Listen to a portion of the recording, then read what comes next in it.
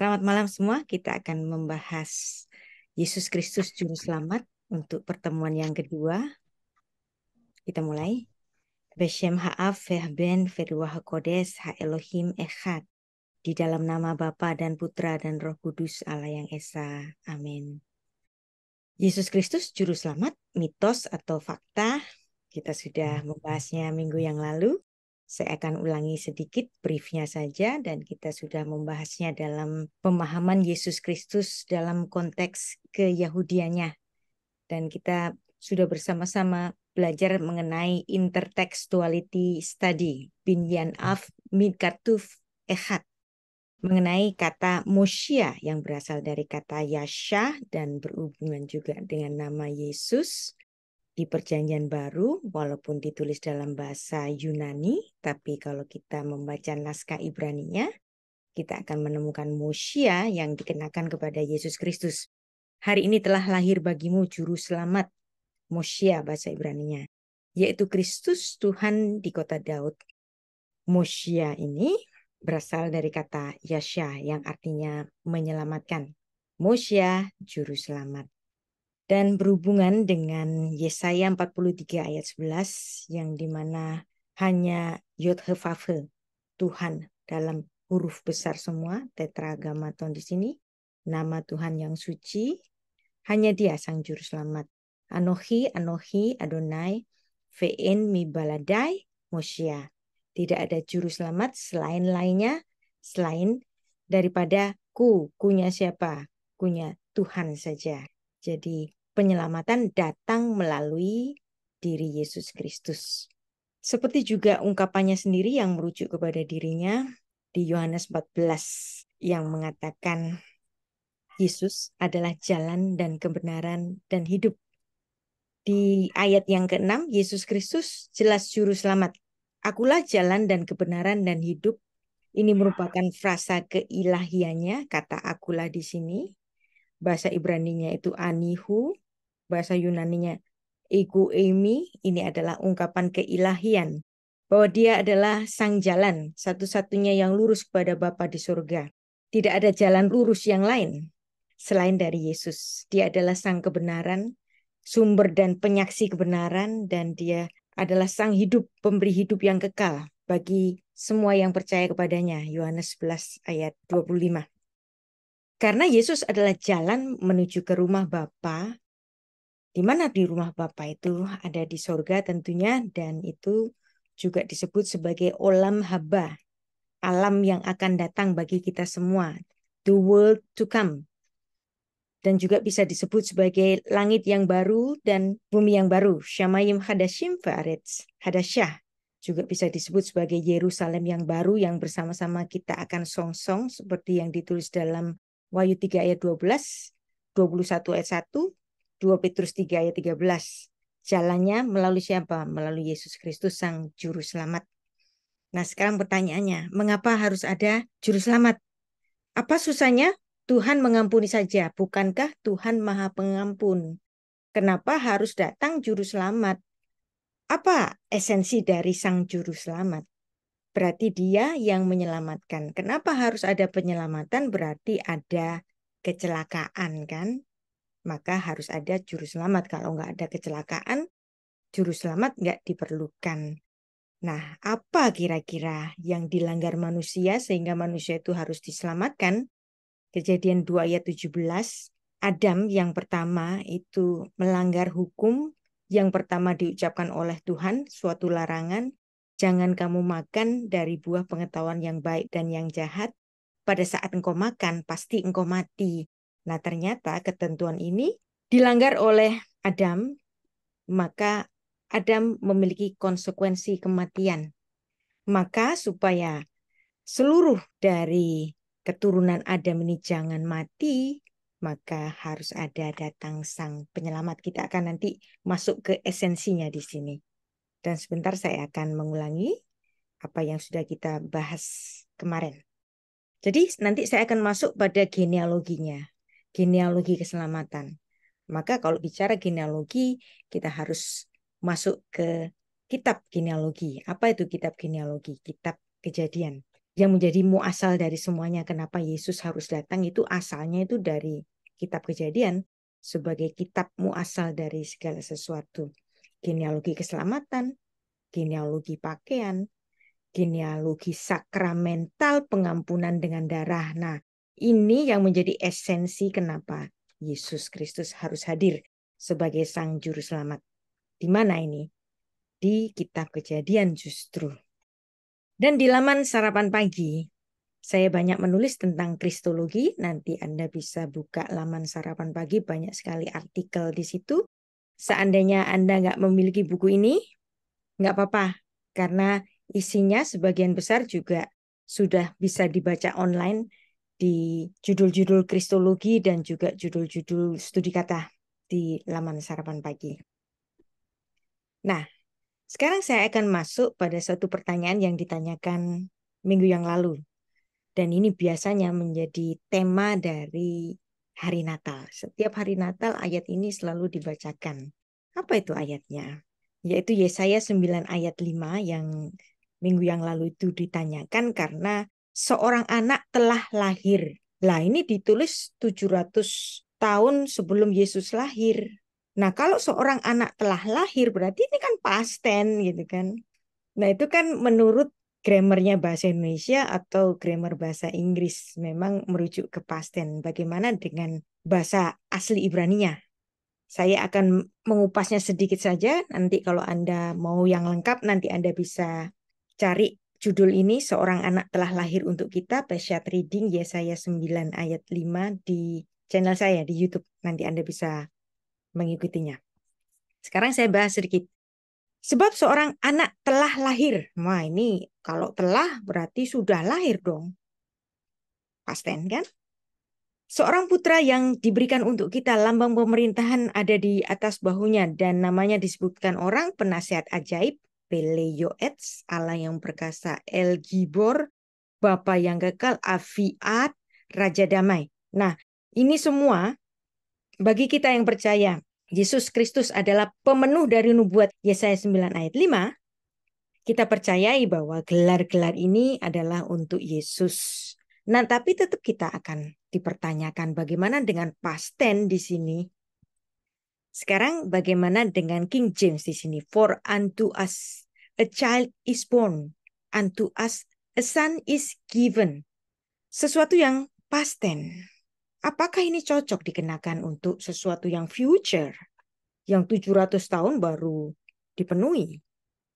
Nah, di sini ada terjemahan Yahudi Rabbinik yang memandang bahwa Peleyoets, penasihat ajaib, El Gibor, Allah yang perkasa, Afiat, Bapa yang kekal, ini semua adalah gelar untuk Tuhan, bukan gelar untuk Sang Mesias. Jadi, the Prince of Peace ini adalah gelar untuk Hizkia. Jadi, menurut Yahudi Rabbinik yang menolak Yesus Kristus sebagai Sang Mesias, memandang Yesaya 9 ayat 5 ini sebagai pemenuhan bagi kelahiran Hizkia. Lebih cocok ini, bukan kepada Mesias yang akan datang. Nah, tapi dalam Orthodox Jewish Bible tetap memandang bahwa Yesaya 9 ayat 5 ini adalah seluruhnya adalah gelar bagi Sang Mesias. Nah, kalau gelar yang mulia ini diberikan kepada Sang Mesias, maka tidak bahwa Sang Mesias itu memiliki sifat ilahi. Nah, bagaimana untuk memahami ini? Ya, maka kita Peshat Reading. Ki yelet yulat lanu. Sebab seorang anak laki-laki yulat, dia telah dilahirkan lanu kepada kita. Nah, terjemahan bahasa Indonesia telah dilahirkan. Ben nitan lanu. Seorang anak laki-laki. Nitan telah diberikan. Nah, ini telah lanu. Saya menerjemahkan juga telah. Kenapa? Karena dalam grammar bahasa Ibrani-nya nulisnya perfect. Nah, tapi apakah perfect bahasa Ibrani itu mutlak pastennya bahasa Indonesia atau pastennya bahasa Inggris? Ternyata enggak. Jadi perfect yang ditulis dalam suatu nubuat ini merupakan nubuat yang pasti akan digenapi nanti. Nah, kenapa ditulis perfect? Ini merujuk kepada suatu kepastian bahwa janji ini akan digenapi. Maka ditulis dengan perfect. Mungkin Anda nggak percaya. Nanti saya akan berikan contoh yang lain, nubuat yang juga ditulis dalam grammar perfect. Sehingga terjemahannya itu past tense. Jadi di sini kalau kita mau membaca secara kontekstual mulai dari ayat 1, kita harus memperhatikan bahwa Yesaya 9 ayat 1 bagian itu dibuka dengan kalimat future.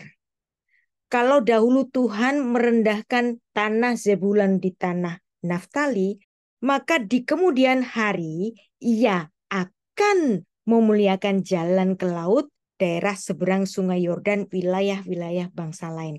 Nah, ini kan merupakan janji. Nah, ini ditulis dalam ayat 1. Maka kalau memahami suatu ayat, nggak bisa comot satu ayat. Harus dilihat konteksnya. Supaya kita mengerti konteksnya, maka kita harus membaca sejak ayat 1. Nah, di ayat 1 di situ ada kalimat future. Tentang janji Allah di masa datang. Dan nanti kalau Anda membaca Yesaya pasal 9 ini di bagian penutupnya, itu nanti ada juga kalimat future tense.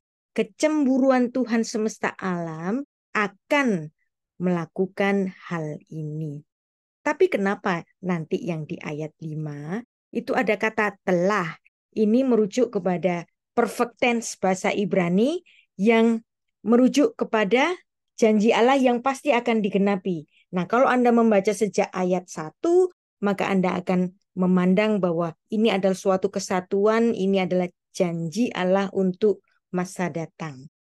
Jadi dalam sastra bahasa Ibrani, seringkali bentuk perfect, past tense ya, yang biasa kita artikan past tense itu digunakan dalam nubuat untuk menyatakan hal yang pasti akan terjadi dan pasti akan dilakukan oleh Allah. Ini ayatnya nanti Anda bisa cek untuk memahami konteks.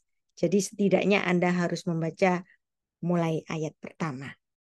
Tadi Yahudi Rabinik yang menolak kemesiasan Yesus itu memandang bahwa Yesaya 9 ayat 5 itu untuk Hizkia.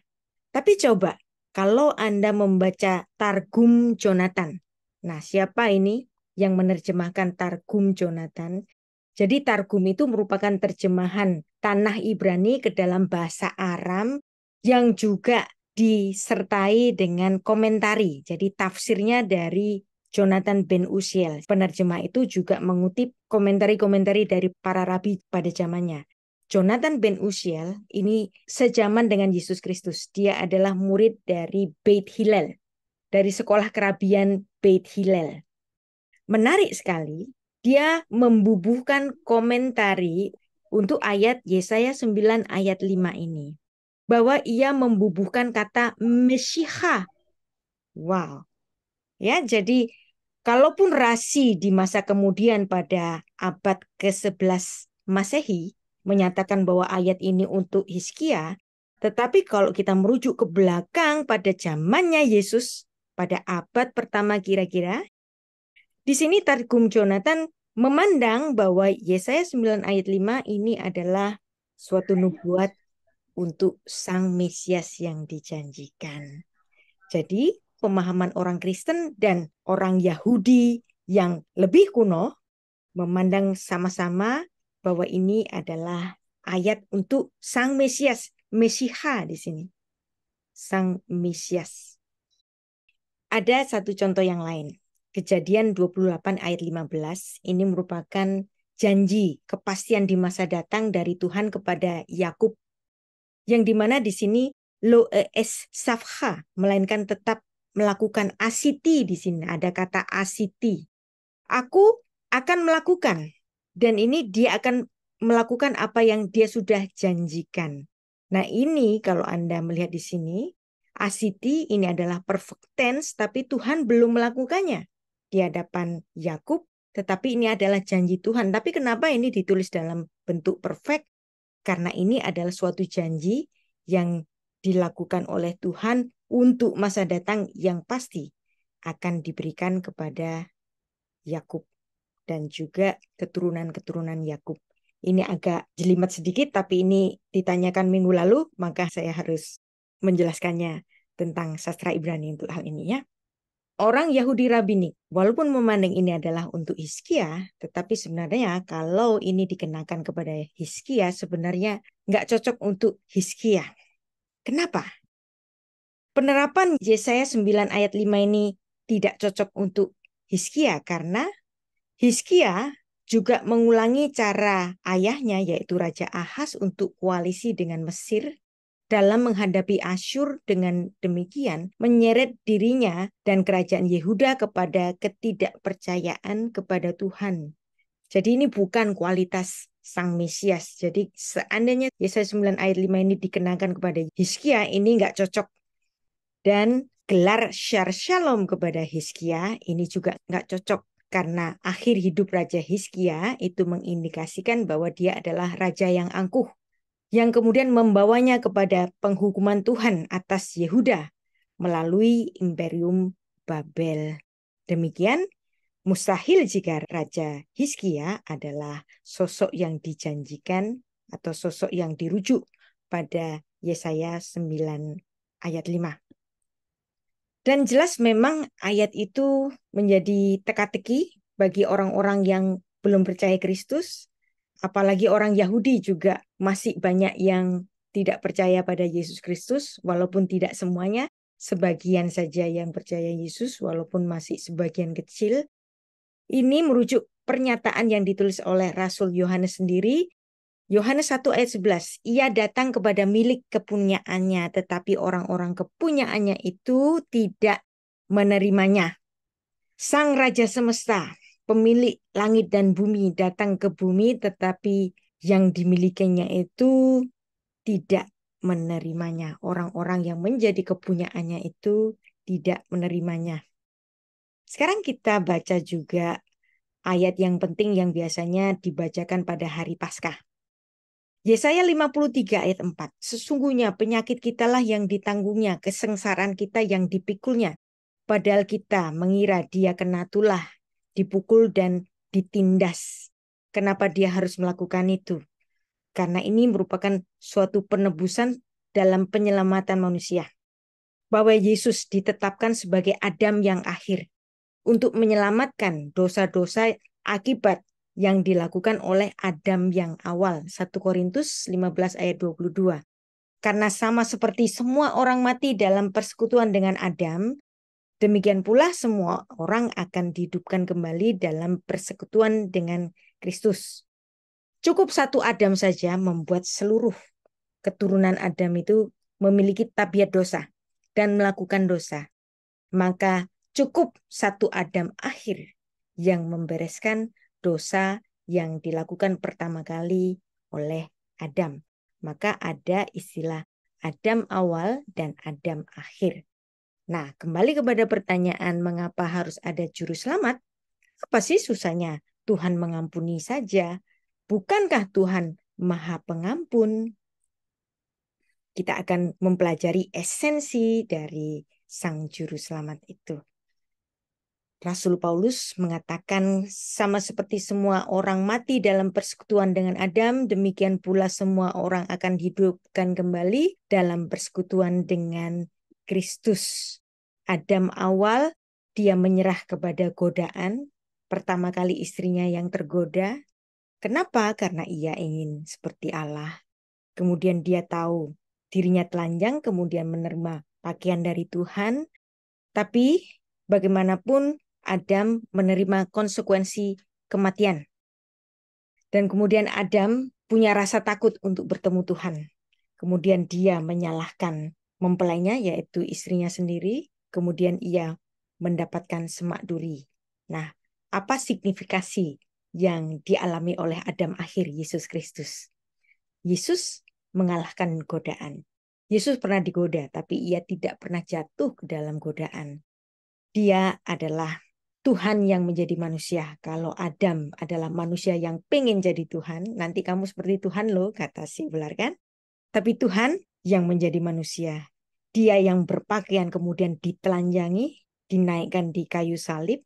Dia menelan kematian di pohon, di atas kayu. Bapa menyembunyikan wajahnya supaya dia mengalami penderitaan itu.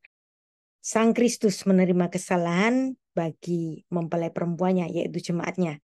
Dan ia mengenakan mahkota duri. Jadi ini adalah signifikasi antara Adam awal dan Adam akhir. Nah, inilah kristologi.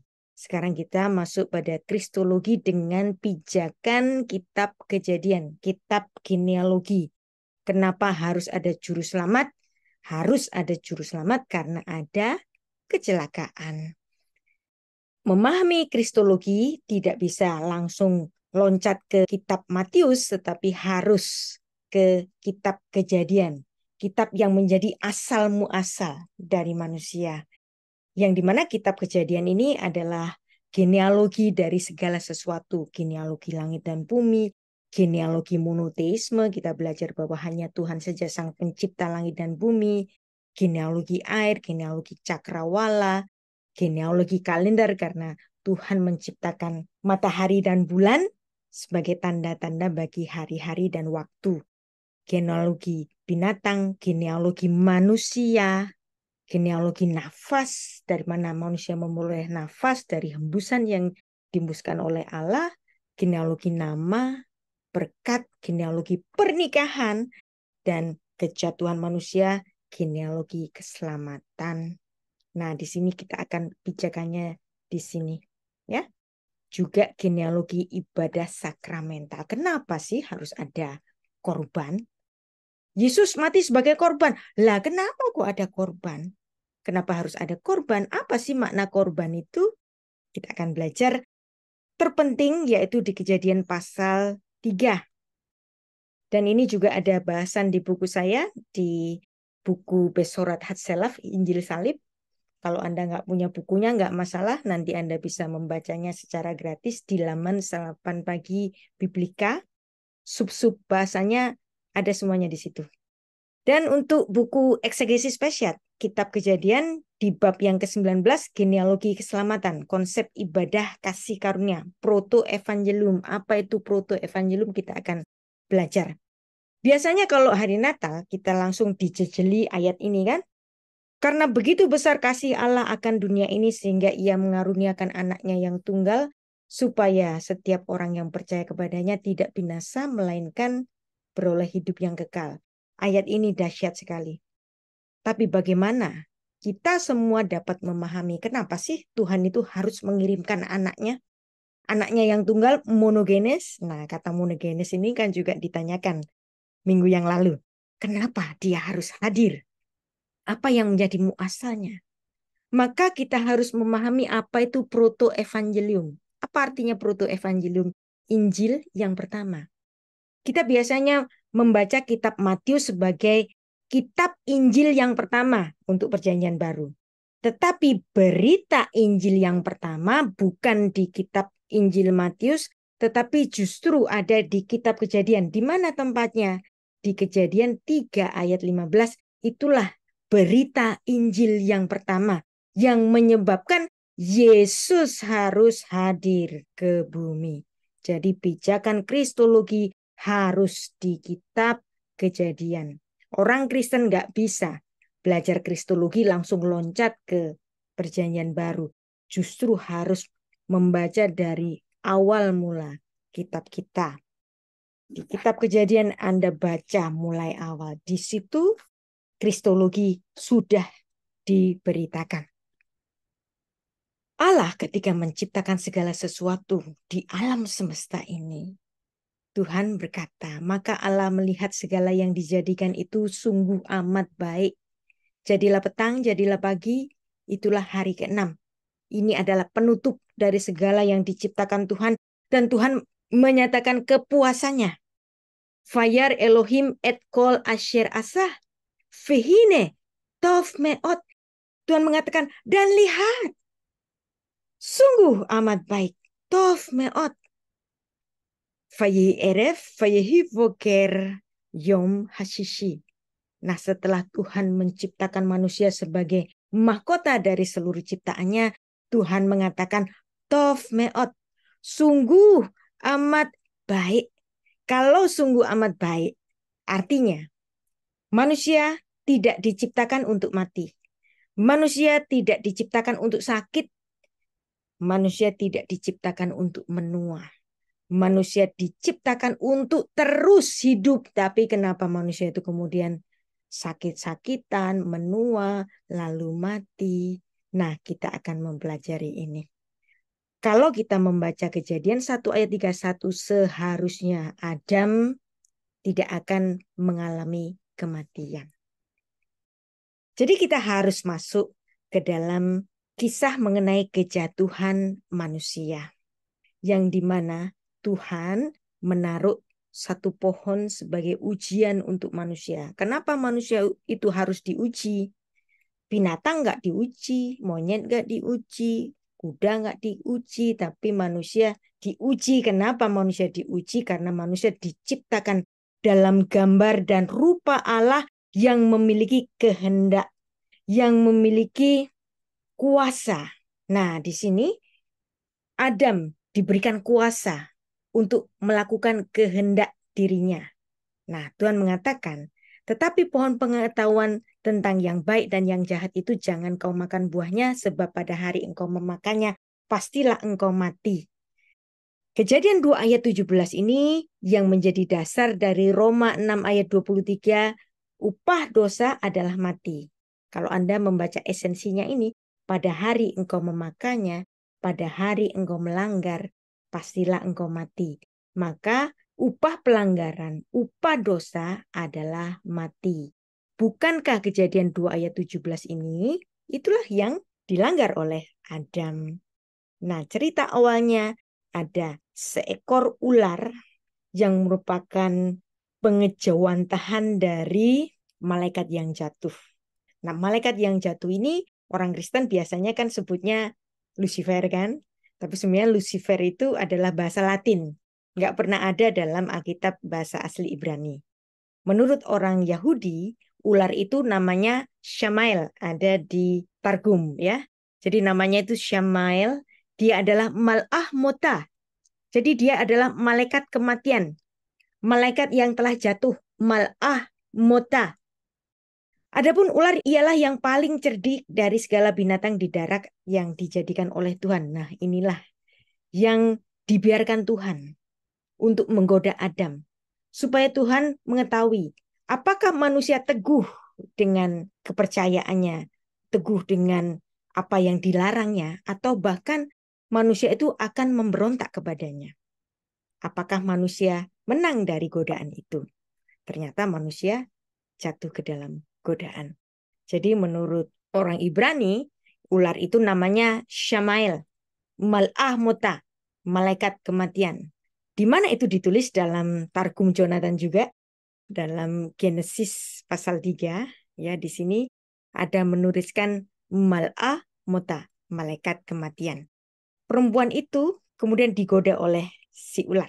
Perempuan itu melihat bahwa buah itu baik untuk dimakan, sedap kelihatannya, lagi pula pohon itu menarik hati. Kenapa disebut sebagai dosa Adam? Karena Kejadian 2 ayat 17 tadi adalah perintah yang langsung diberikan kepada Adam sebelum istrinya itu diciptakan. Tetapi istrinya melakukan kesalahan. Coba kalau istrinya itu melakukan kesalahan dan kemudian dikoreksi oleh Adam, maka dosa itu tidak terkonfirmasi. Tetapi dosa itu menjadi terkonfirmasi karena suaminya ikut makan. Itulah kenapa disebut sebagai dosa Adam, bukan dosa Hawa. Roma 5 ayat 12, 14, 15, 17, 19 merujuk dosa itu adalah dosa Adam. Sebab sama seperti dosa telah masuk ke dalam dunia oleh satu orangnya ini maskulin berarti Adam, dan oleh dosa itu maut, demikianlah maut telah menjalar kepada semua orang, jadi seluruh keturunan Adam menjadi berdosa. Bahkan istrinya sendiri keturunannya kan, karena istrinya dibentuk dari bagian dari sisi Adam. Jadi di sini dari Roma 5 ayat 12 yang ditulis oleh Rabi Shaul, kita akan memahami bahwa kenapa kok disebut sebagai dosa Adam, karena memang Adam adalah mandataris Allah. Ketika manusia itu sudah jatuh ke dalam dosa karena dia ingin seperti Allah, karena si ular tadi mengatakan kamu kalau makan ini kamu akan menjadi seperti Allah, tahu akan yang baik dan yang jahat. Memang pada akhirnya manusia akan tahu yang baik dan yang jahat, tapi keinginan manusia itu untuk menjadi seperti Allah, manusia makan buah itu kan bukan gara-gara dia lapar kan, tetapi ada godaan yang lain. Kamu kalau makan ini nanti seperti Allah. Disitulah titik tergodanya manusia untuk memberontak kepada Tuhan karena ia ingin seperti Allah. Tapi apa yang terjadi ketika dia makan? Dia tahu ketelanjangannya. Dan kemudian Tuhan memanggil, Adam, di mana engkau? Vayikra Adonai el Adam Vayomer lo ayeka. Nah, ada pertanyaan ayeka. Di mana kamu? Nah, kalau kita memahami hakikat Tuhan yang Maha Tahu, pertanyaan ini seperti tanya tak bertanya, ya kan? Bukankah Allah tahu bahwa manusia itu bersembunyi di balik semak-semak itu kan? Tapi ini adalah menunjukkan suatu alegori. Ketika Tuhan bertanya, Adam, di mana kamu? Ini seperti Tuhan menangisi perpisahannya dengan Adam. Adam, gara-gara kamu berdosa, aku tidak lagi dapat bersama-sama lagi dengan engkau karena engkau adalah manusia yang berdosa. Jadi di sini Allah tidak murka. Tidak ada kata murka di dalam Kitab Kejadian pasal 3 di mana Adam itu jatuh. Yang ada adalah justru sedihnya Tuhan, Allah yang sebenarnya menangis. Yang di mana matanya melihat kejatuhan manusia. Jadi kata menghukum dalam bahasa Ibrani itu anash. Kalau kita penggal anash, ayin ini adalah mata, nas ini kejatuhan. Kenapa Tuhan itu harus memberikan penghukuman? Karena mata Tuhan memandang kejatuhan. Kejatuhan siapa? Kejatuhan Adam, manusia ciptaannya. Dan dari sini kita akan memahami genealogi keselamatan. Jadi genealogi keselamatan ada di kitab Kejadian. Dan di sini merupakan awal dari ibadah sakramental. Jadi kekristenan dan agama Yahudi adalah sakramen religion. Agama sakramental, yaitu agama yang mengajarkan bahwa keselamatan diperoleh melalui Sang Penebus dosa sebagai korban. Apa sih maknanya korban? Jadi ibadah kita adalah ibadah sakramental, bukan amal ibadah. Yahudi dan Kristen konsep ibadahnya adalah adanya korban bagi pengampunan dosa. Masalahnya apa yang menjadi muasalnya? Apa yang menjadi dasarnya? Apa? Genealogi ibadah sakramental itu adanya di mana? Adanya di kitab Kejadian. Jadi kalau kita memahami kenapa Yesus harus jadi korban, pemahamannya harus dari kitab Kejadian. Di Kejadian 3 ayat 15, ini merupakan paradoks dari Kejadian 2 ayat 17 tadi. Pada hari engkau memakannya, pastilah engkau mati. Pada hari engkau melanggar Adam, kamu mati. Anda masih ingat bahwa Adam diciptakan dalam gambar dan rupa Allah. Artinya Adam ini adalah makhluk yang diciptakan oleh Tuhan yang memiliki intelijensia yang luar biasa. Artinya Adam ini bisa menalar apa yang difirmankan Tuhan dan itu ada di Kejadian 3 ayat 15. Dan inilah soteriologi, doktrin keselamatan. Injil yang pertama diucapkan oleh Tuhan, berita keselamatan yang pertama diucapkan oleh Tuhan ada di Kejadian 3 ayat 15 dan Adam sudah memahami itu. Aku akan mengadakan permusuhan antara engkau dan perempuan ini, antara keturunanmu dan keturunannya. Keturunannya akan meremukkan kepalamu dan engkau akan meremukkan tumitnya. Nah, kalau kita membaca dalam bahasa Indonesia atau bahasa Inggris, artinya agak kabur gitu ya. Tapi kalau Anda membaca ini di dalam bahasa asli Ibrani, ini luar biasa. Dan ini merupakan Beshorat Harishonah, Injil yang pertama. Tuhan mengatakan, Ve'eva asid, dan aku akan mengadakan permusuhan berdarah Kalau ada permusuhan berdarah berarti sampai menimbulkan kematian karena ada darah. Beneha uven Haisha, antara engkau dan perempuan ini. Adam itu sambil dengar, sambil heran. Antara engkau, hai ular, dan perempuan ini. Uven zar'aha, uven zar'ah. Antara keturunanmu dan keturunannya. Di sini Adam mulai heran. Wow, kok ada keturunan? Padahal di Kejadian 2 ayat 17, hari aku melanggar, itu aku mati. Tetapi kenapa di sini Tuhan mengucapkan adanya keturunan? Di sini Adam mulai berpikir. Adam orang yang pintar sekali. Berarti Adam melihat di sini ada kemungkinan harapan untuk hidup. Jadi walaupun dikatakan bahwa saat kamu melanggar kamu mati, tapi di sini Tuhan mengucapkan firman yang sangat paradoks. Uven sar'aha, uven sar'ah. Keturunan dari perempuan itu. Yeshufecha ros, dan dia akan meremukkan kepalamu, feata, dan engkau ular, teshuvenu akef. Engkau akan meremukkan tumitnya. Ini aneh, ya. Kalau diterjemahkan ini nggak ada artinya tampaknya. Tapi kalau ini dibaca dalam bahasa asli Ibrani, ada kata akef. Akef itu tumit. Nah, ini merupakan suatu nubuat yang diucapkan Allah jauh sebelum si tumit hadir. Siapakah oknum yang bernama tumit? Yakub. Ya, Yakub ini namanya sudah disebut Tuhan dalam bentuk alegoris. Si tumit. Jadi keturunan si tumit itu akan remuk, akan mati. Gara-gara apa? Gara-gara permusuhan berdarah, perseteruan berdarah.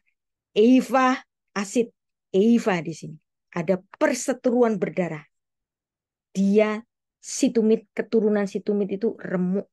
Dan ini merupakan nubuat bagi kematian Kristus yang pertama sebagai mati ganti dosanya Adam itu. Nah, kalau saya tanya, kalau Anda tidak membaca ini dalam bahasa asli, ini nggak bisa dipahami. Ya, harus dibaca dalam bahasa asli. Dan Bapak Gereja Irenaeus yang juga membaca ayat itu dalam bahasa asli, ia menyatakan bahwa Kejadian 3 ayat 15 adalah Injil yang pertama. Kenapa disebut sebagai Injil yang pertama? Berita sukacita yang pertama. Karena di situ Tuhan memaklumatkan adanya keturunan dan adanya oknum untuk mengganti kesalahan Adam yang berbuah kematian itu. Bahwa si tumit, keturunan si tumit itu nanti akan remuk. Jadi ada kata akef, tumit, yang nanti ini merupakan suatu nubuat bagi keturunan yang lahir dari Yaakov, akef. Dari sini kita mulai paham bahwa berita keselamatan dimulai sejak kitab Kejadian. Anda dapat membayangkan betapa dahsyatnya firman Tuhan dalam Kejadian 3 ayat 15 ini yang diucapkan Tuhan setelah kejatuhan Adam. Adam tahu dia telah melanggar hukum Allah, memakan buah itu dan konsekuensinya mati. Beyom akhal khamimenu motamut, pada hari engkau memakannya, pastilah engkau mati. Dan ini diulang oleh Rabi Saul, Rasul Paulus dalam Roma 6 ayat 23. Upah dosa adalah maut. Kishehar haketa hu hamot. Upah dosa adalah mati. Dan inilah Injil salib. Jadi Injil salib itu ada sejak kapan? Sejak kitab Kejadian. Dosa adalah hutang. Konsekuensi dosa, hutangnya apa? Hutangnya kematian. Motamut, pada hari engkau memakannya, pastilah engkau mati. Dan itu diulang di Perjanjian Baru, upah dosa adalah mati, merujuk kepada Kejadian 2 ayat 7. Tapi ayat ini nggak berhenti di sini, masih ada terusannya.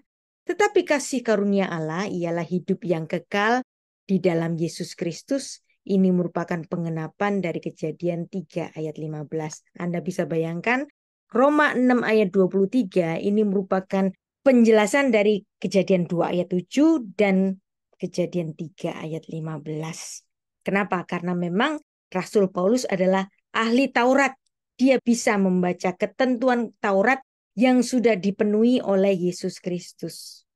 Nah, dari Kejadian 3 ayat 15 tadi, kita dapat melihat di sini ada Adam, ya, kemudian turun terus ke Set, kemudian Nuh. Nuh punya 3 putra, dari Sem Allah memilih, lahir Eber, Pelek, kemudian ada Abraham, ada Ishak. Nah, dari Ishak ada Yakub ini, si tumit tadi, Akef, lahirlah bangsa Israel dan Sang Mesias lahir di jalur ini. Jadi ternyata genealogi bangsa-bangsa itu muaranya di mana? Kitab Kejadian. Jadi orang Kristen nggak boleh cuman baca Perjanjian Baru saja, harus dimulai dari Kitab Kejadian. Tadi Kejadian 3 ayat 15 adalah kekagetan Adam yang pertama. Di hari dia mati, Tuhan memaklumatkan adanya keturunan Adam. Lalu kemudian ini kekagetan Adam yang kedua. Bahwa kutukan itu tidak diberikan kepadanya, tetapi diberikan kepada siapa? Diberikan kepada Kejadian 3 ayat 17. Lalu firman-Nya kepada manusia itu, karena engkau mendengarkan perkataan istrimu dan memakan dari buah pohon yang telah kuperintahkan padamu, jangan makan daripadanya. Nah, ini di sini, maka terkutuklah tanah. Nah, di sini ada hubungan antara Adam dengan tanah. Adam, kenapa dinamakan Adam? Ule Adam, namanya kan Adam. Dia diciptakan dari Adamah. Adamah itu tanah. Karena Adam berdosa, Tuhan tidak memberikan kutukan itu kepada Adam. Adam jadi kaget. Yang dikutuk apa? Arura ha Adamah, maka terkutuklah tanah. Anda masih ingat dalam Kejadian 2 ayat 7 bahwa Adam itu diciptakan dari tanah dan kemudian dihembusi hidungnya itu oleh nafas yang dari Tuhan. Artinya di sini ada 2 unsur. Unsur ragawi yang dari tanah dan unsur hembusan nafas dari Allah. Jadi unsur ragawi dari Adam inilah yang dikutuk oleh Tuhan. Tetapi unsur rohani dari Adam itulah yang diselamatkan oleh Tuhan. Maka Tuhan mengatakan Arura ha Adama. Di sini Adam kaget. Loh, yang dikutuk Adama. Bukan Adam, bukan aku, tapi Adama. Nah, dari sini kita akan mengetahui bahwa dari Kejadian 3 ayat 17 disinilah mula pertama manusia itu mengalami konsekuensi sakit, penuaan, dan bahkan kematian. Anda teruskan ayatnya di sini. Terkutuklah tanah karena engkau.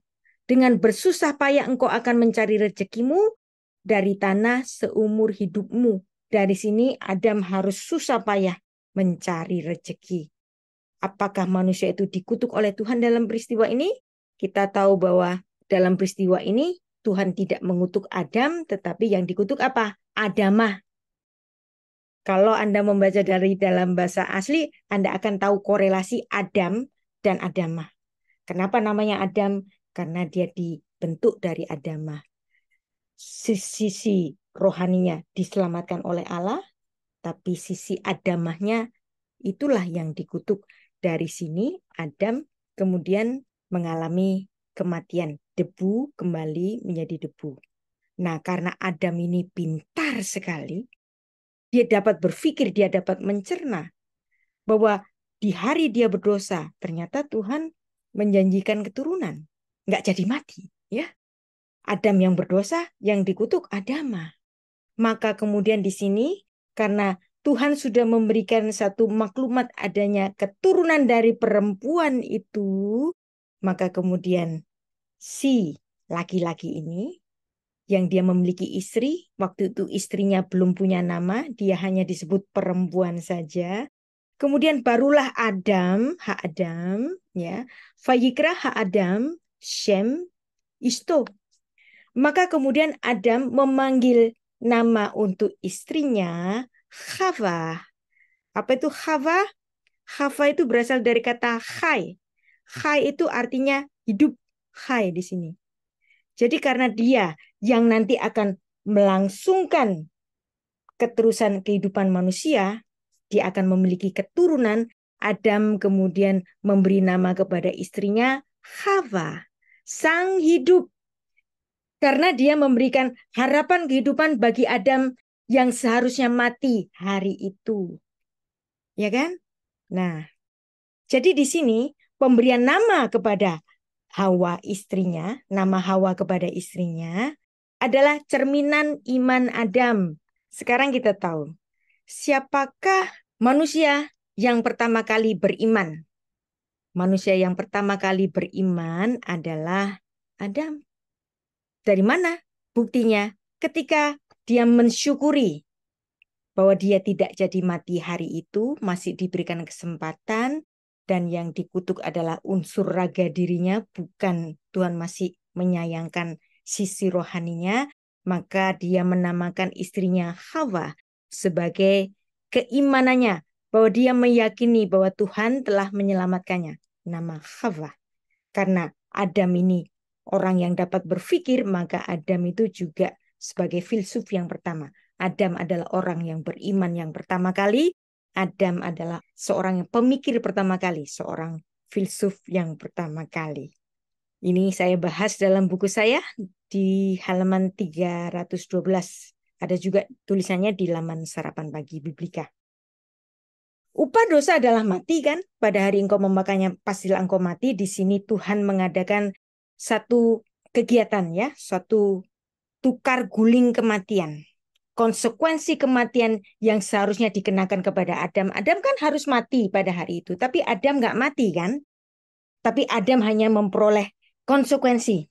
Bahwa nanti pada akhirnya dia akan debu kembali menjadi debu. Kejadian 3 ayat 19. Ini merupakan satu tukar guling kematian yang pertama kali di Taman Eden. Yang dimana Tuhan telah mengatakan pada hari engkau memakannya pastilah engkau mati.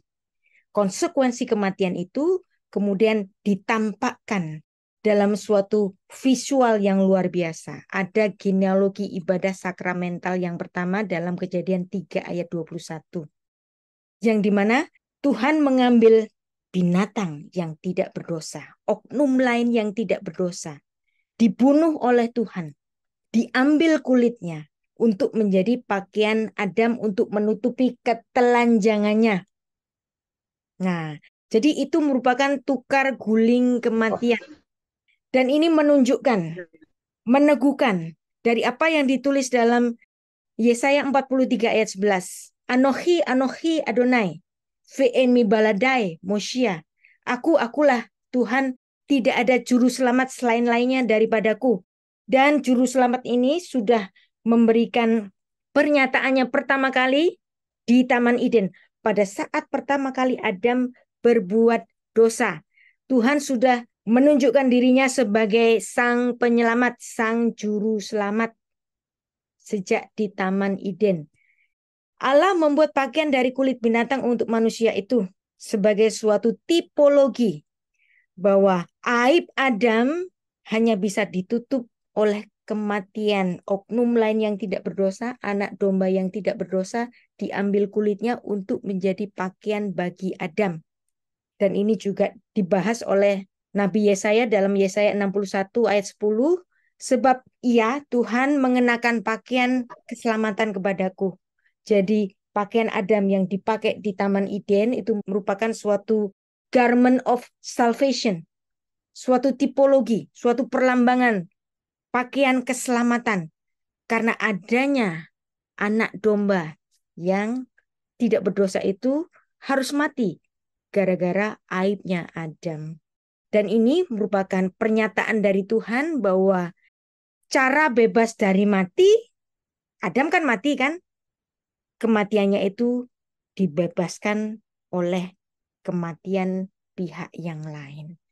Inilah yang merupakan ibadah sakramental yang pertama kali, dan kemudian cara ini dilakukan terus-menerus dalam ibadahnya orang Israel. Mulai dari Habel, Nuh, kemudian Abraham, Ishak, Yakub, Musa, dan seterusnya selalu menggemakan kembali cara bebas dari mati, mati dibayar mati. Apa yang dimaksud dengan kematian ini? Kematian ini adalah korban. Apa itu korban? Ya, sebelumnya kita akan memahami Ibrani 9 ayat 22 bahwa ibadahnya orang Israel hampir segala sesuatu disucikan menurut hukum Taurat dengan darah. Nah, sepanjang kitab Taurat itu pengampunan itu harus dengan darah. Persembahan korban binatang berdarah. Tanpa penumpahan darah tidak ada pengampunan. Karena dosa upahnya mati, maka harus dibayar kematian. Yang dirupakan dengan tipologi atau perlambangan dari anak domba yang berdarah. Mengapa harus dibayar dengan darah? Karena Imamat 17 ayat 11 mengatakan bahwa nyawa makhluk ada di dalam darahnya. Maka darah itu merupakan lambang dari nyawa. Nyawa ganti nyawa. Adam berdosa harus membayar dengan nyawanya sendiri kan? Tapi Tuhan tidak berkenan dengan kematian Adam. Tuhan masih ingin menyelamatkan Adam. Itulah sebabnya sepanjang kitab Taurat ada korban bakaran, mengandung darah, korban pendamaian, hampir semuanya mengandung darah. Dan bahkan ada korban pelanggaran di sini, ada satu dispensasi bagi orang miskin. Orang miskin kan nggak selalu punya ternak. Maka orang miskin boleh memberikan tepung tetapi diberikan di atas dari korban orang lain. Dan ini tidak menghapuskan adanya perlambangan darah.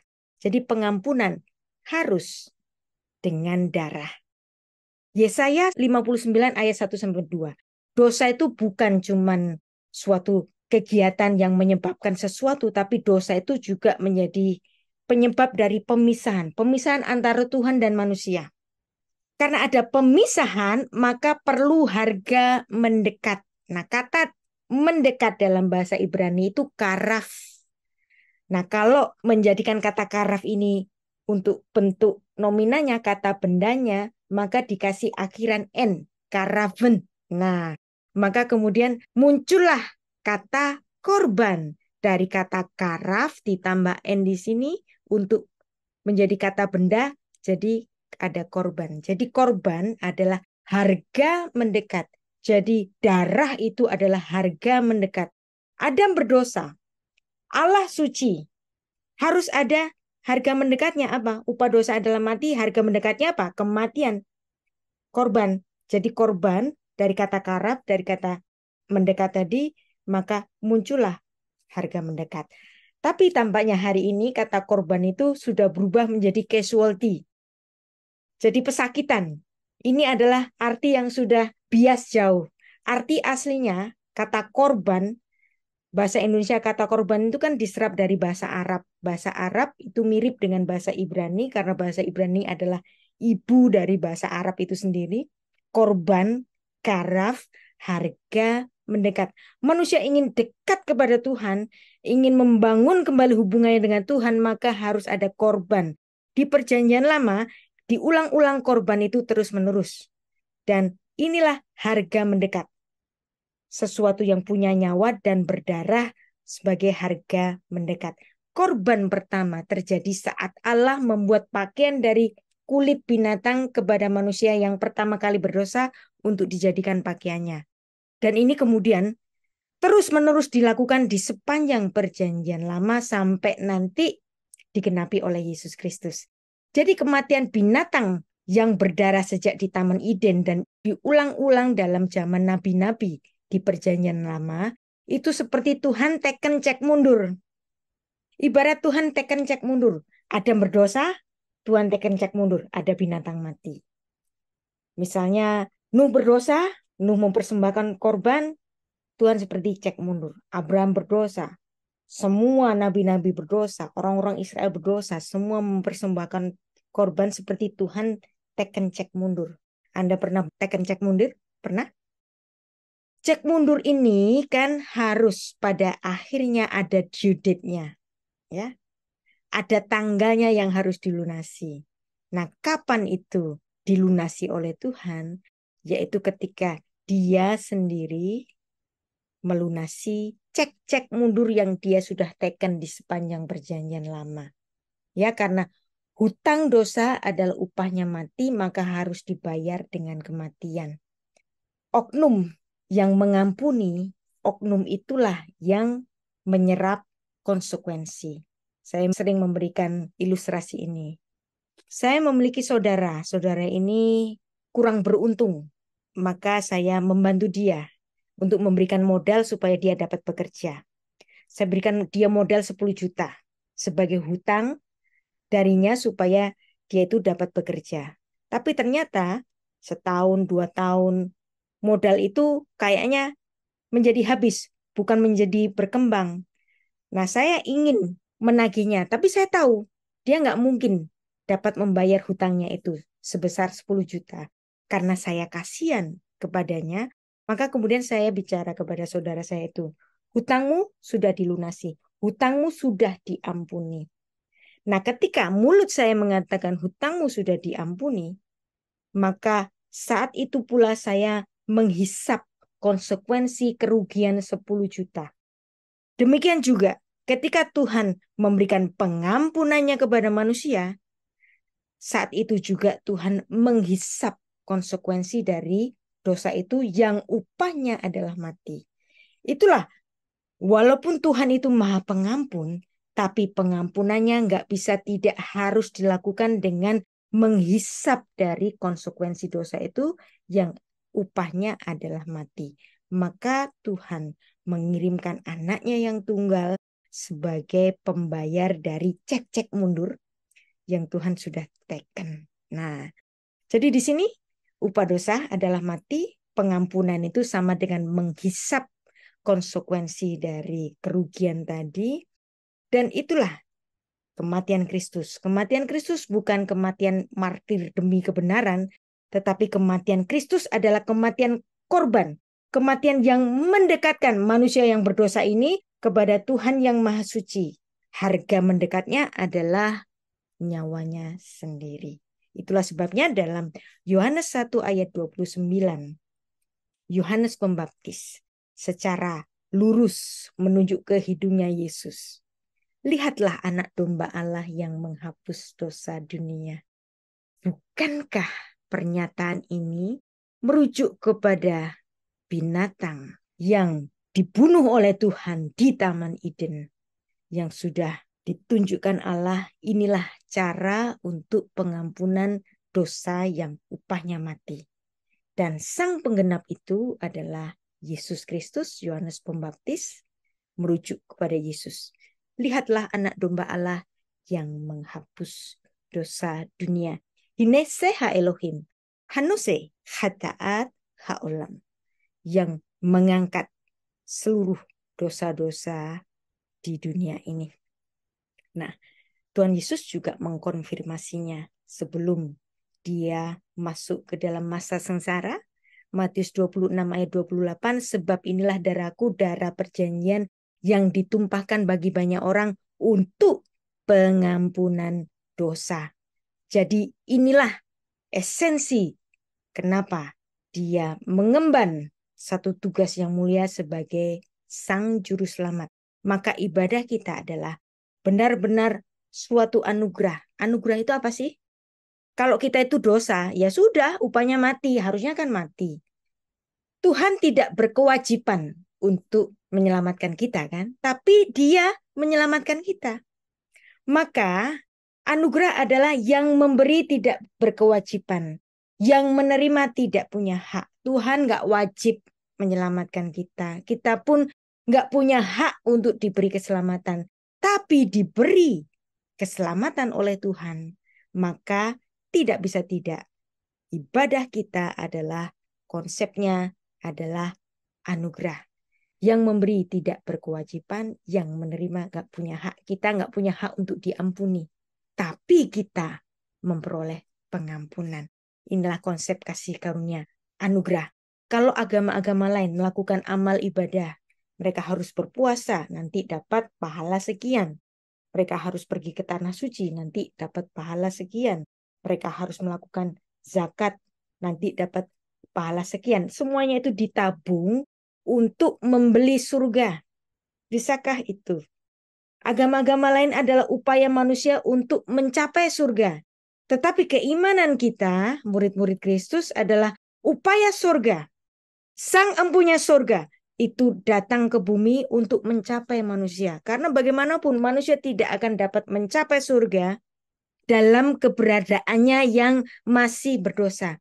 Maka sang juru selamat itu harus yang dari atas, menyelamatkan umatnya yang berdosa di bawah ini. Jadi keselamatan dari Allah adalah sepenuhnya anugerah, bukan imbal balik. Kalaupun kita berbuat baik, itu adalah pengucapan syukur atas kebaikan Allah yang telah menyelamatkan kita. Dan sebagai suatu cerminan dari Allah yang maha baik menjadikan kita anak-anaknya. Jadi kalau kita menjadi orang Kristen, menjadi murid-muridnya, kita harus mencerminkan kasih Kristus. Dan itu kita lakukan bukan untuk membeli surga, tetapi untuk pengucapan syukur. Karena keselamatan itu sejatinya sudah diberikan kepada manusia. Sebenarnya materi saya masih banyak, tapi tampaknya kita langsung saja ke question and answer. Saya kembalikan ke Pastor Timi, kita bisa bertanya jawab. Terima kasih Bu Rita untuk penjabarannya, pengajarannya di malam hari ini. Saya akan buka untuk sesi tanya jawab. Pertanyaan saya itu tentang kristologi, tentang keberdosaan, ketidakberdosaan Tuhan Yesus. Selama ini ya saya juga memahami dia adalah pribadi yang tidak berdosa. Tetapi saya sempat berpikir, kan dia itu dikandung oleh Maria yang adalah manusia. Maria adalah manusia keturunan dari Adam yang berdosa. Apakah katakan waktu dia ada di kandungan Maria itu, bukankah sama saja saya taruh barang yang bersih, tapi di kantong plastik yang kotor? Bukankah itu juga bisa mencemarkan barang bersih itu? Nah, bagaimana kira-kira penjelasan? Ibu bisa berikan penjelasan namanya. Ada pernyataan yang menarik dari Lukas 1 ayat 35. Menuliskan begini, jawab malaikat itu kepadanya, Roh Kudus akan datang atasmu. Malaikat bicara kepada Maria itu. Roh Kudus turun atasmu dan kuasa Allah yang maha tinggi akan menaungi engkau. Sebab anak yang kau lahirkan itu disebut kudus, anak Allah. Dan ini merupakan immaculate conception. Maria memiliki gen debu Adam, yang dimana gen debu Adam itu memiliki tabiat dosa. Nah, apakah Yesus Kristus memiliki tabiat dosa karena dia dikandung oleh Maria? Nah, ini pendapat saya mungkin berbeda dengan apa yang dipercayai oleh umat Katolik Roma ataupun Ortodoks. Saya memandang bahwa janin yang ada di perutnya Maria itu ditempatkan di perutnya Maria. Jadi Yesus Kristus tidak memiliki atau tidak mewarisi gen debu dari Maria itu. Karena bagaimanapun Maria adalah orang yang dilahirkan dari bapak dan ibunya, yang dimana bapak ibunya juga memiliki gen debu Adam yang telah rusak, yang telah dikutuk. Dikutuknya di mana? Dikutuk di Kejadian pasal 3 itu, yang dimana arura hak adamah. Tuhan mengatakan, terkutuklah tanah, manusia memiliki unsur tanah, dan tanahnya itu sudah dikutuk Allah, bahkan termasuk Maria. Orang tuanya Maria menerima unsur ragawi manusia ini yang telah dikutuk. Dan kalau kita membaca dari pengakuan iman Nikea, ia dilahirkan, bukan dijadikan.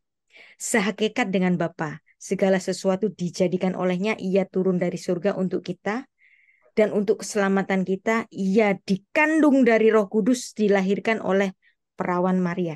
Jadi dia dilahirkan dari perawan Maria. Dari frasa ini, saya memandang Maria itu seperti surrogate mother. Jadi kan ada ibu pembawa ya. Yesus Kristus ada di perutnya saja. Jadi seperti surrogate mother di situ. Kalau kita membaca misalnya Lukas pasal 4, di situ ada iblis, ya. Itu merujuk kepada Yesus. Engkau yang kudus dari Allah. Di hadapan iblis, Yesus yang datang sebagai manusia itu, iblis pun merujuk bahwa dia itu Sang Kudus. Yang artinya di sini, kalau ucapan musuh itu mengatakan dia kudus, ya pastilah dia itu kudus. Yesus itu kudus. Adam itu berasal dari tanah. Itu Adam yang pertama. Tetapi Adam yang akhir itu berasal dari surga. Ini juga ada di dalam tulisan dari Rasul Paulus, 1 Korintus 15 ayat 47. Manusia pertama berasal dari debu tanah yang bersifat jasmani. Manusia kedua berasal dari surga. Dari pijakan 1 Korintus 15 ayat 47 ini saya memandang Yesus tidak mewarisi gen debu dari ibunya. Ya. Jadi inilah ketiadaan berdosa Yesus yang tidak mewarisi gen debu dari ibunya sendiri. Dan itu diungkapkannya sendiri di mulut Yesus sendiri dalam Yohanes 8 ayat 46. Saya bacakan ya. Siapakah di antara kamu yang membuktikan bahwa aku berbuat dosa? Apabila aku mengatakan kebenaran, mengapa kamu tidak percaya dengan aku? Jadi di sini Yesus mengatakan bahwa dirinya, di dalam dirinya tidak ada dosa. Walaupun Yesus pernah dicobai, tapi dia pun tidak pernah berdosa. Dia pernah dicobai, tapi dia tidak pernah berdosa. Bahkan di dalam mulutnya pula dia dapat mengampuni dosa. Nah, ketiadaan berdosa dari Kristus memang asalnya yang dari atas itu. Nah, sekarang pertanyaannya, kenapa kok Maria itu disebut sebagai perawan suci? Saya setuju dengan gelar bagi Maria bahwa dia adalah perawan yang suci, walaupun dia dilahirkan dalam gen debunya Adam. Kenapa Maria adalah perawan yang suci? Ya, karena dia mengandung selama 9 bulan, Sang Kudus yang dari atas itu ada di perutnya selama 9 bulan. Ya, maka tidak bisa tidak Maria menjadi suci. Anda masih ingat ketika Daud itu menitipkan tabut perjanjian? Obed Edom itu pernah dititipi Daud, tabut cuman 3 bulan, padahal itu benda mati. Apa yang terjadi di rumahnya? Di rumahnya itu mendapat berkat yang luar biasa. Nah, yang ada di perutnya Maria itu bukan benda mati, tapi Allah yang inkarnasi. Maka tidak bisa tidak, Maria adalah perawan yang suci. Demikian Pak Ferry, saya memandang Yesus benar-benar tidak berdosa. Jadi justru kekudusan sang bayi yang ada di dalam perut Maria itu, itulah yang menguduskan ibunya sendiri, Pak Ferry. Terima kasih, Bu. Terima kasih. Silakan Pak James, penanya kedua. Sebelum saya nanti masuk ke pertanyaan yang melalui chat ya, Bapak Ibu. Silakan Pak James. Terima kasih buat paparan malam hari ini. Dari Bu Rita saya bisa dapat contekan, banyak contekan di sefaria.org, Targum Jonathan on Genesis chapter 3 ya, Kejadian pasal 3. Wah, makasih Bu, luar biasa ya. Ini free online resources ya, gratis ini. Nah, ini ada sesuatu yang menarik Bu ya. Ada sesuatu yang menarik sambil saya dengerin tadi, saya baca-baca Kejadian pasal 3, khususnya di dalam ayat yang ke-8, Bu. Ya, saya bisa dikit-dikit banget bahasa Ibrani, jadi lebih aman Bu Rita aja yang baca, jangan saya gitu ya. Nah, saya bacakan terjemahan bahasa Inggrisnya aja, ini menarik, Bu. And they heard, mereka mendengar, the voice of the word of the Lord God. Saya cuma bisa baca itu memra itu. Di situ ada kata memra. Oke, memra. Yes. Menarik itu. Nah, terjemahnya katakan mereka mendengar suara, the voice of the word of the Lord God. Mereka mendengar suara dari firman Tuhan Allah berjalan di dalam taman. Wah, ini luar Ya, biasa.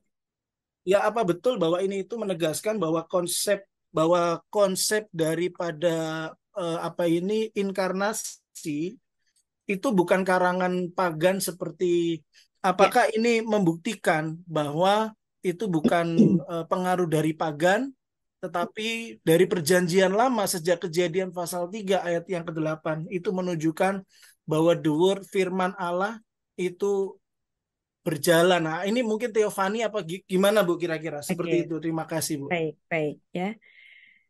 Jadi saya akan membaca dulu 1 Timotius 3 ayat 16. Dan sesungguhnya agunglah rahasia ibadah kita. Dia yang telah menyatakan dirinya dalam rupa manusia, dibenarkan dalam roh.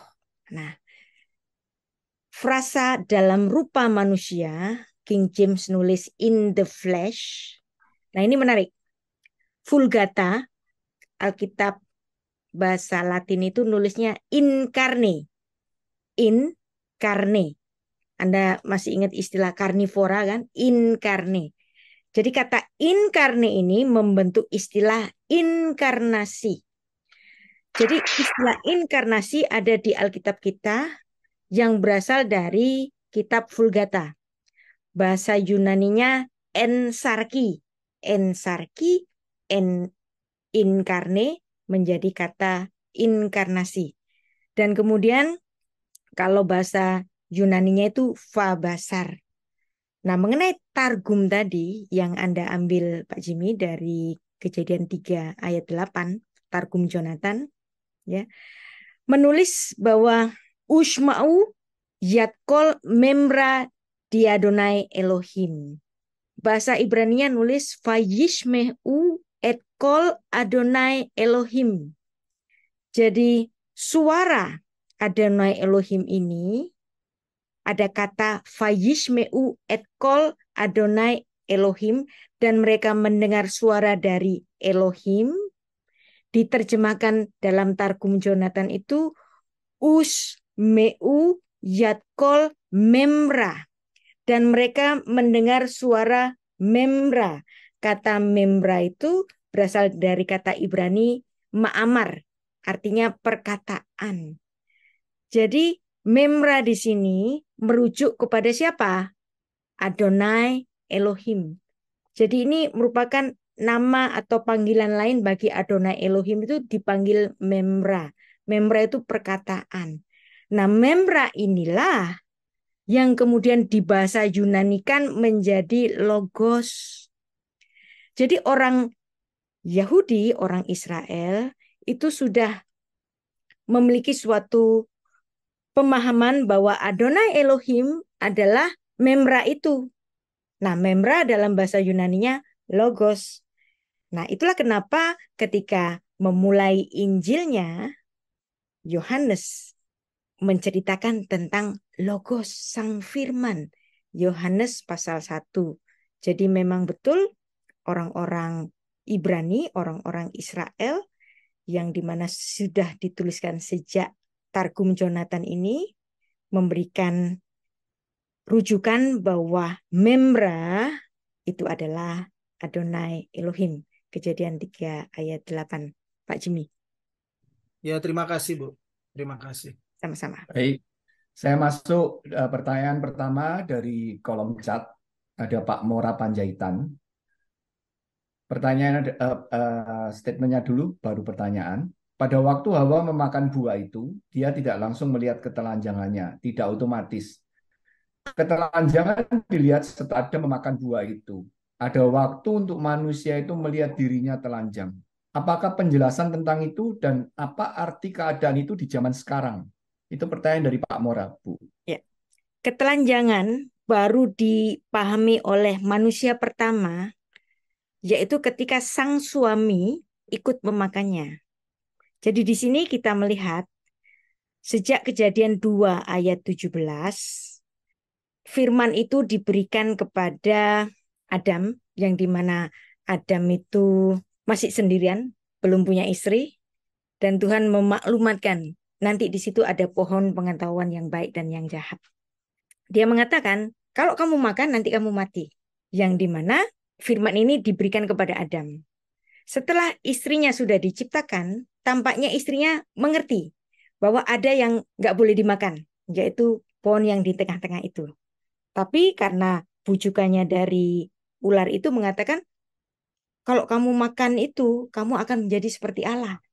Nah, ketika kemudian dia meraba dan memakannya nggak terjadi apa-apa, karena tidak terjadi apa-apa, maka dia memberikan buah itu kepada suaminya karena ini akan menjadikan mereka seperti Allah.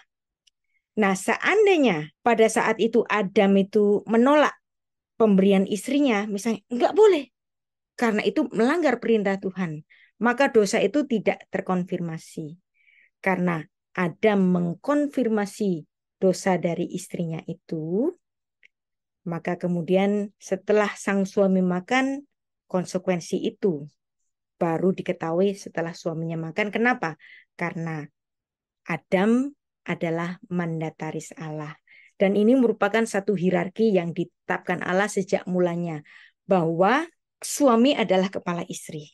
Karena yang diberi mandat dari Tuhan adalah sang suami. Demikian. Ya. Terima kasih, Bu. Shalom Bu Rita, izin bertanya dari Bu Eeng. Apakah keselamatan bisa hilang atau sekali selamat tetap selamat? Terima kasih. Ya, itu bahasanya panjang. Nanti Anda bisa masuk ke YouTube saya, judulnya OSAS. Sekali selamat tetap selamat. Nah, itu panjang sekali. Keselamatan memang dari Tuhan, tapi selamat itu harus dipertahankan. Kalau kita membaca di sepanjang kitab Wahyu, surat-surat kepada 7 jemaat, itu selalu diucapkan 7 kali sabda Tuhan Yesus yang mengatakan barang siapa menang. Kalau ada pernyataan barang siapa menang, berarti ada yang nggak menang dong. Dan juga pernyataan Yesus, bukan orang-orang yang berteriak kepadaku, Tuhan, Tuhan. Tapi aku akan mengatakan, nyalah engkau, sang pembuat kejahatan. Nah, artinya di sini, orang yang bisa berteriak kepada Yesus Tuhan, saat di bumi ini adalah orang yang mengenal dia. Tapi ketika manusia itu berbuat dosa terus-menerus, maka Tuhan mengatakan, aku nggak kenal kamu. Yang di sini artinya, tidak ada ide osas sebenarnya di dalam perjanjian baru, di sepanjang perjanjian baru, kalaupun itu ada, ya namanya kan doktrin yang baru muncul pada abad 16. Anda mau pilih doktrin ini ya silakan, tapi saya tidak menyetujuinya. Demikian. Iya. Bu Rita, selamat malam. Malam. Tadi apa namanya nubuatan dari Kejadian 3:15. Ya. Itu kan Bu Rita kan menunjukkan waktu diremukkan tumitnya, yaitu si tumit Yakub. Tapi kalau misalkan pada waktu Yesus dipaku di kakinya di kayu salib, boleh nggak? Sebenarnya kalau yang Terus nanti kelanjutannya ini Bu, maaf, nanti waktu meremukkan kepala ular itu di mana? Oke, ya. Kejadian 3. Ya. Oke. Terima kasih Bu. Jadi yang dimaksud dengan meremukkan kepala ular adalah ketidakberdayaan si iblis itu kepada manusia. Jadi karena ada kemenangan dari si keturunan tumit ini yang bisa membayar konsekuensi dosa itu, maka mau di mana sengatmu? Nah, ini adalah pecahnya dari kepala ular itu. Jadi kekuasaannya kepada orang-orang yang ditebus itu tidak ada lagi. Kalau kita melihat bahwa domba Paskah itu tidak boleh tulang-tulangnya itu ada yang patah. Walaupun Yesus itu mengalami penganiayaan yang luar biasa, itu hanya di dagingnya, tapi tulang-tulangnya sendiri tidak patah. Seandainya itu diartikan tumitnya yang remuk, saya mau tanya, apakah remuknya tumit seseorang itu menyebabkan kematian? Enggak kan? Yesus melepaskan nyawanya untuk masuk Ya, ke dunia betul. orang mati. Ya. Yesus sebenarnya dia nggak bisa mati kecuali dia sendiri yang menyerahkan nyawanya. Demikian Pak. Yohanes 10, Ya, 13, ya 18. betul Pak Paulus, saya setuju. Terima kasih Bu Rita Sama-sama. atas penjelasan. Sama-sama. Tuhan memberkati. Tuhan berkati. Shalom Bu Rita dari Pak Yosua Gura.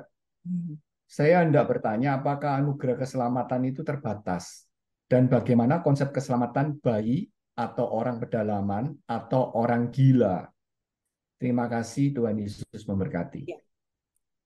Saya meyakini bahwa kematian Kristus adalah untuk semua orang. Ya, ditujukan untuk semua orang. Tetapi tetap ada syaratnya. Syaratnya apa? Syaratnya adalah iman. Nah, terhadap misalnya orang-orang gila dan orang-orang yang tidak terjangkau oleh Injil, kita harus percaya bahwa Tuhan adalah hakim yang adil. Bagaimana dia harus mengalami konsekuensi dosa itu kalau dia sendiri selama hidupnya itu tidak punya kesempatan untuk mendengarkan Injil. Kecuali orang itu memang menolak untuk diinjili. Nah, itu beda lagi. Atau menolak Kristus, itu beda lagi. Tetapi untuk orang yang benar-benar ada di pedalaman dan orang gila, nah itu kita serahkan kepada Tuhan saja sebagai hakim yang adil. Saya yakin dia punya perhitungannya sendiri. Saya tidak dapat membayangkan bagaimana Tuhan nanti itu menghakiminya itu seperti apa. Tapi kita harus yakin bahwa Tuhan adalah Tuhan yang adil. Dia nggak akan gegabah untuk menghakimi semua orang dikebiah uyah begitu. We don't know. Nah, misalnya ada orang yang sangat baik, tapi di dalam seluruh hidupnya tidak pernah mendengar berita Injil. Saya yakin pasti ada perhitungannya sendiri yang kita nggak tahu. Tapi bagi kita yang sudah mendengar berita Injil, jangan sekali-sekali melemparkan kesempatan keselamatan itu. Untuk yang kita nggak bisa jawab, ya udah kita serahkan kepada Tuhan saja. Nanti di langit baru dan bumi yang baru kita akan melihat bersama-sama pengadilan Tuhan itu bagaimana. Terima kasih, Bu Rita. Terima kasih Pak buat kesempatannya, Bu Rita, terima kasih. Sama-sama. Ini menyangkut tadi tentang masalah Adam dengan buah pengetahuan yang baik dan yang jahat. Begini Bu, tadi Ibu katakan bahwa Adam itu memiliki kecerdasan, Yes. pinter gitu ya. Pinter. Artinya yang saya waktu saya kuliah di S1 itu, saya lupa ingat, pernah mendengar pernyataan bahwa pengetahuan yang diterima oleh Adam itu sebetulnya pengetahuan yang secara progresif. Jadi maksudnya gini, Allah menciptakan ada pohon yang pengetahuan baik dan jahat itu, dalam arti apakah memang kecerdasan Adam itu dia terima kata secara full setelah dia makan itu, atau memang sebelumnya juga sebenarnya dia sudah memiliki satu kecerdasan. Kalau memang sebelumnya, kira-kira fungsi pohon ini apa gitu? Apa hanya sekedar untuk mencobain dia taat atau tidak gitu? Atau mungkin pada saatnya juga Tuhan izinkan dia lah katakan untuk makan sehingga menambah kecerdasan dia. Nah, itu pertanyaan saya, Bu. Terima kasih, Bu. Saya setuju dengan pernyataan Bapak tadi bahwa kecerdasan Adam itu progresif, bisa bertambah seiring dengan berjalannya waktu. Adam adalah diciptakan di dalam kesempurnaan, dalam gambar dan rupa Allah. Standar dari kecerdasan Adam mungkin mirip dengan para malaikat di surga. Ini tafsiran agak nggak setuju juga, nggak apa-apa. Tetapi pencernaan dia terhadap firman Tuhan yang diucapkan dalam Kejadian 3 ayat 15, itu bisa baca bahwa Adam orang yang cerdas. Dia tahu dia tidak dihukum saat itu juga. Dia tahu dia diberikan kesempatan untuk hidup. Dia tahu bahwa ada dari dirinya yang diselamatkan oleh Tuhan sehingga dia memberi nama bagi istrinya itu Hawa. Kemudian Tuhan memberikan pernyataannya bagaimana tukar guling kematian itu harus dilaksanakan sebagai upah dosa adalah mati, maka mati dibayar mati. Mati dibayar mati. Kebiasaan ini dia turunkan kepada putra-putranya. Siapa? Habel dan Kain. Dua-duanya dididik oleh orang tua yang pertama ini untuk mengenal Tuhan. Kenapa kok mereka dididik untuk mengenal Tuhan? Karena dua-duanya putra ini memberikan persembahan kepada Tuhan. Yang satu Habel itu mempersembahkan bagian ternaknya, Kain mempersembahkan bagian dari hasil buminya. Artinya di sini anak-anak Adam ini dididik untuk dekat kepada Tuhan. Nah, ini pun juga Adam tetap maintain kecerdasannya itu dan juga keimanannya kepada Tuhan. Tetapi ada yang berubah di situ, yaitu perubahan keimanan dari anaknya yang bernama Kain ini. Sehingga Habel itu dia bunuh. Dan Tuhan tidak membiarkan anak baik ini mati. Tuhan memberikan pengganti dari kematian Habel itu dengan lahirnya Set. Di sini saya bisa menerima kalau Bapak juga mengatakan bahwa Adam memiliki intelijensia yang progresif. Jadi gini Bu, maksud saya fungsi pohon pengetahuan baik dan jahat yang Tuhan ciptakan itu sebetulnya apakah hanya sekedar untuk menguji ketaatan daripada Adam itu? Oke, ya. Saya pikir Atau ya. sebetulnya kalaupun dia taat gitu. Saya Oh, pikir ya Pak Ferry. jadi bukan Karena gini, sebagai satu tambahan gitu, maksudnya ya tadi nanti saya pada sudah waktunya Tuhan akan izinkan dia makan begitu. sure. Jadi mungkin pada saatnya menunggu waktu dulu ketika dia sudah lulus memang tidak memakan itu, Tuhan pada saatnya akan mengatakan kepada Adam, Adam silakan makan supaya kamu mengetahui apa yang baik dan yang jahat. Yang dimana mungkin pengetahuan kepada Adam memang progresif, Pak Ferry. Terima kasih Bu Rita untuk penjelasannya. Terima kasih. Ya. Shalom Bu Rita, kalau Yesus tidak mengambil gen Adam via Maria, bagaimana dia bisa menebus keturunan Adam jika dia bukan dari keturunan Adam itu sendiri? Tadi sebenarnya saya sudah membacakan ayatnya ya. 1 Korintus 15 ayat 47. Manusia pertama berasal dari debu tanah yang bersifat jasmani. Manusia kedua berasal dari surga. Yang dimana manusia yang berasal dari debu tanah ini, debunya kan sudah dikutuk oleh Tuhan. Tetapi sisi rohaninya itulah yang diselamatkan oleh Tuhan. Debu kembali kepada debu, roh kembali kepada yang mengaruniakannya. Dan sang penebus ini, supaya manusia itu tidak mati selama-lamanya, maka dialah yang menggantikan kematian jasmaninya, supaya rohnya dapat diselamatkan. Jadi, Yesus Kristus memang berasal dari atas, dan Yesus Kristus tidak mewarisi gen debu yang sudah dikutuk itu dari Adam, sesuai dari Korintus 15 ayat 47.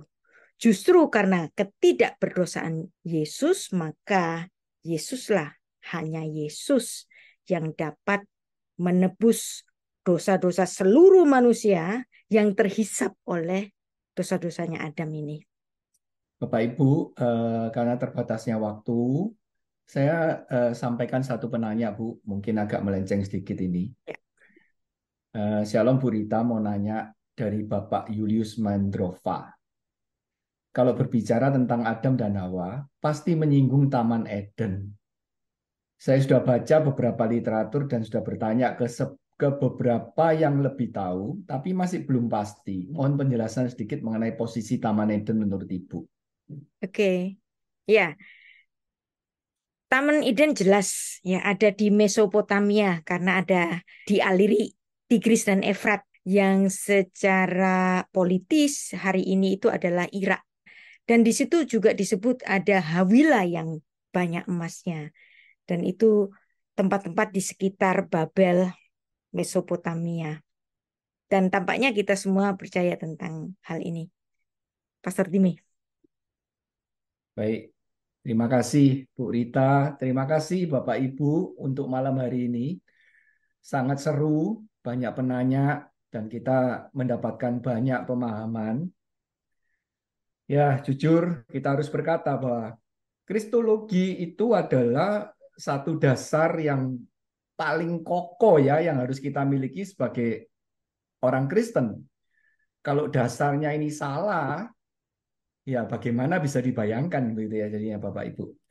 Oleh karena itu kita tetap akan terus belajar tentang Kristologi ini supaya kita tidak mudah disesatkan dan diombang-ambingkan. Terima kasih sekali lagi kehadiran Bapak Ibu. Terima kasih sekali lagi juga untuk Ibu Rita Wayu yang selama 2 minggu memberikan kesempatan untuk mengajar kita semuanya di setiap hari Kamis. semoga Bapak Ibu saya bisa nantinya menyediakan satu kesempatan lagi untuk kita sama-sama belajar lagi ya Bapak Ibu. Jadinya sekali lagi kita berikan aplaus secara digital maupun juga tangan untuk Ibu Rita Bayu. Terima kasih. Sama-sama, terima kasih Bapak Ibu. Senang sekali bagi Bapak Ibu yang pada malam hari ini baru bergabung di komunitas dari GBI, The Chosen Community. Bapak Ibu, semoga kita semuanya bisa menjadi berkat bagi Bapak Ibu sekalian. Itu saja. Kita akan tutup malam hari ini dengan doa. Saya minta tolong untuk Pastor Teresia Ainawati untuk tutup di dalam doa. Puji Tuhan, Bapak Ibu, mari kita berdoa. Sebelumnya terima kasih Bu Rita atas pengajarannya, kami sangat berkati. Mari kita sama-sama berdoa.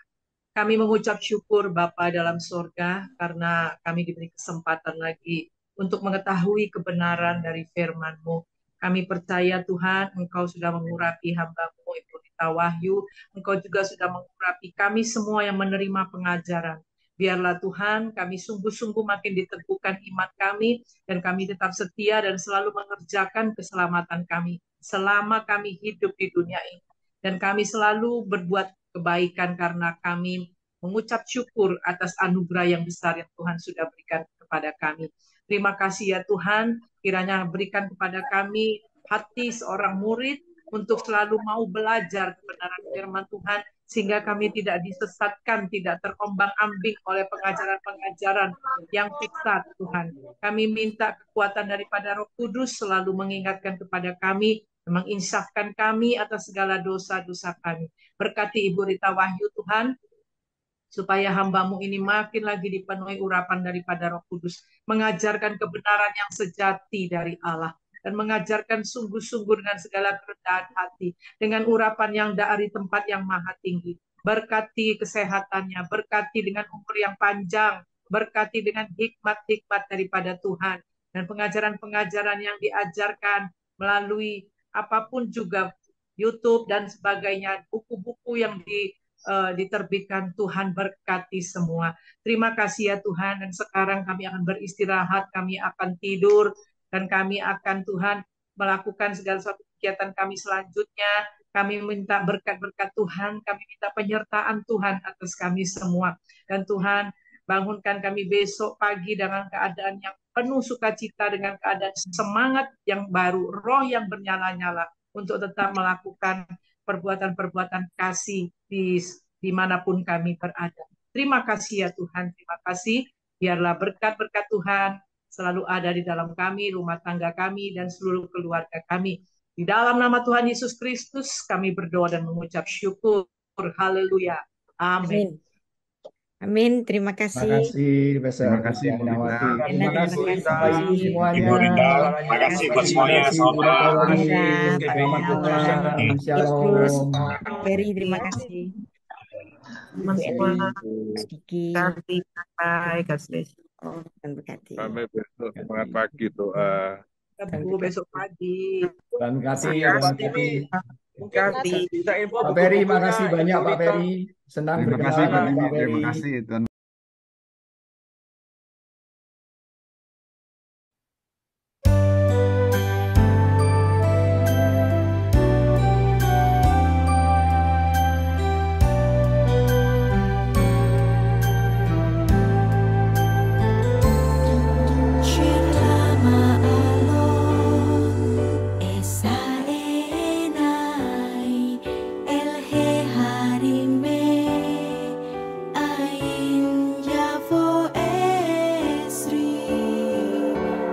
Esri